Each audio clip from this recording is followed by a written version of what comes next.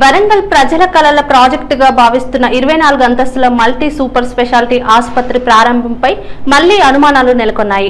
రాష్ట్ర అవతరణ దినోత్సవం సందర్భంగా జూన్ 2న ఘనంగా ప్రారంభిస్తారని గత కొన్ని రోజులుగా ప్రచారం జరుగుతున్నప్పటికీ ప్రస్తుతం అక్కడ జరుగుతున్న పనులు చూస్తే ఆ తేదీకి ప్రారంభం కష్టమేనన్న అభిప్రాయం బలపడుతోంది.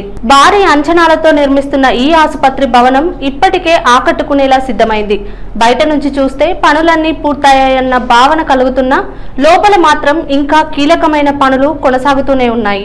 ముఖ్యంగా అత్యాధునిక వైద్య పరికరాల అమరిక పూర్తి కాలేదు.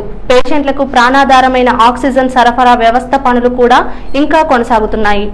అంతేకాదు నీటి కనెక్షన్లు, విద్యుత్ అంతర్గత లైన్లు, ఫైర్ సేఫ్టీ వ్యవస్థలకు సంబంధించిన పైప్ లైన్ పనులు ఇంకా పూర్తి కాలేదని తెలుస్తోంది. ఆసుపత్రి పూర్తి స్థాయిలో పనిచేయాలంటే ఈ వ్యవస్థలు అత్యంత కీలకం. కానీ ఇప్పటికీ వాటిపై తుది పరీక్షలు నిర్వహించలేదు.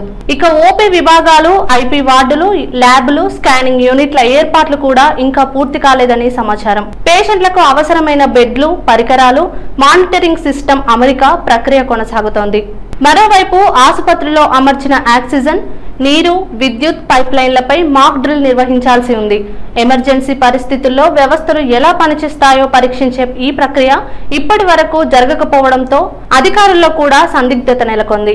ఈ నేపథ్యంలో జూన్ 2న ప్రారంభోత్సవం ఉంటుందా లేదా అన్న దానిపై అధికారులు ఎలాంటి అధికారిక ప్రకటన చేయడం లేదు. దీంతో ప్రజల్లో అనేక ప్రశ్నలు తలెత్తుతున్నాయి. ఇప్పటికే పలుమార్లు తేదీలు మారడంతో ఈసారి కూడా వాయిదా పడుతుందా అనే చర్చ జరుగుతోంది. ఉమ్మడి వరంగల్ జిల్లాతో పాటు ఉత్తర తెలంగాణ ప్రజలకు కార్పొరేట్ స్థాయి వైద్య సేవలు అందించాలనే లక్ష్యంతో ఈ ఆసుపత్రిని నిర్మిస్తున్నారు. ఒకేసారి వేలాది మందికి చికిత్స అందించే సామర్థ్యంతో నిర్మిస్తున్న ఈ మెగా ప్రాజెక్టు ఎప్పుడు పూర్తి స్థాయిలో అందుబాటులోకి వస్తుందో అన్నది ఇప్పుడు అందరికీ ఆసక్తిగా మారింది.